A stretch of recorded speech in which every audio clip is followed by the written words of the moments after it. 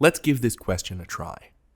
Ghosts of the Old Year is an early 1900s poem by James Weldon Johnson. In the poem, the speaker describes experiencing an ongoing cycle of anticipation followed by regretful reflection. Blank. Which quotation from Ghosts of the Old Year most effectively illustrates the claim? Okay, if you'd like to give this one a try on your own before I teach you some specific strategies for this question type, please feel free to pause the video now. Cool, let's move on together. Now, we are asked to effectively illustrate a claim. That is, we're being asked to back up an argument with evidence from a text. And that means that this is, say it with me, a command of textual evidence question. Very good. Okay, so these questions introduce a claim about a text. Your job is to identify that claim, that argument, and find the evidence that most strongly supports it.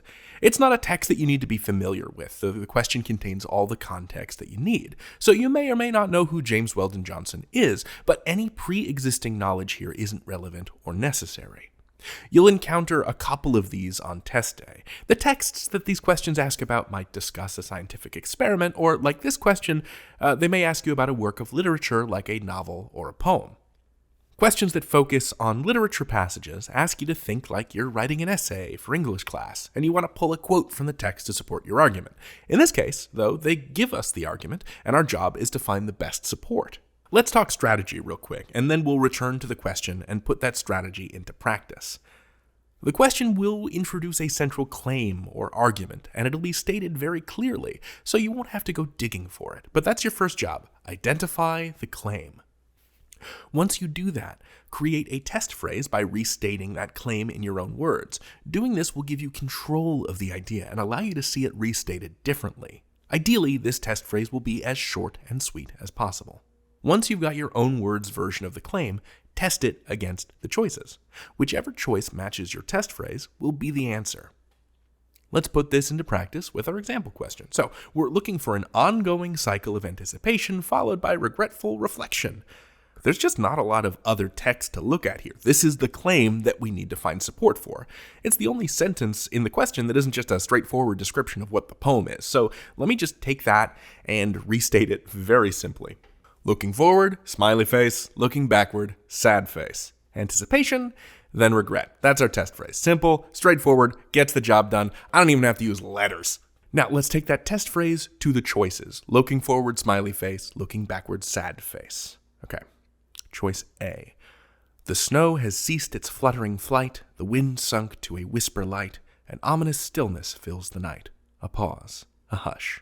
There might be a sense of looking forward here. Everything's quiet and still, as if something might be about to happen. But that's not explicit, and there's no regret, no sad face, no sense of looking back. I don't think this one's it. Choice B. And so the years go swiftly by, each coming brings ambitions high, and each departing leaves a sigh linked to the past.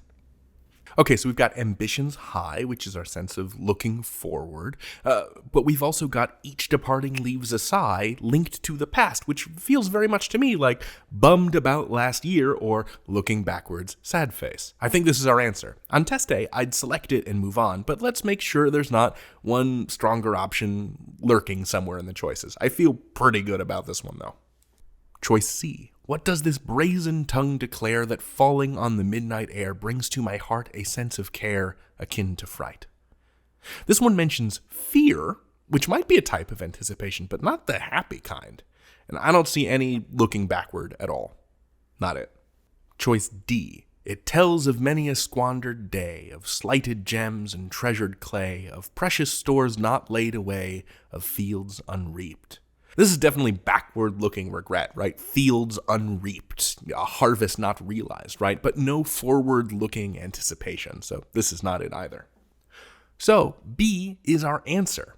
It supports both the looking forward excitement part of the claim and the looking backward regret part. Now, let's talk through a couple of top tips for questions like these.